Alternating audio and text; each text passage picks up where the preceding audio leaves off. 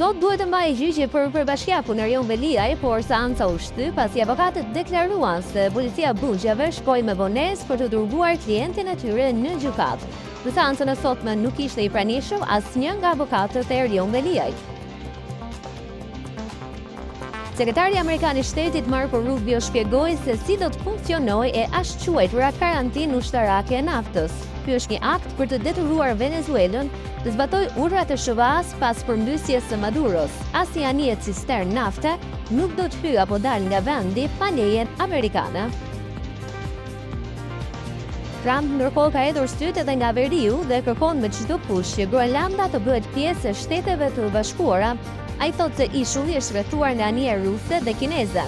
Reagon kryeministja e Danimarkës, duke theksuar se ka një marrëveshje mbrojtje me SHVA-n, e cila i garanton asaj qasje në territor.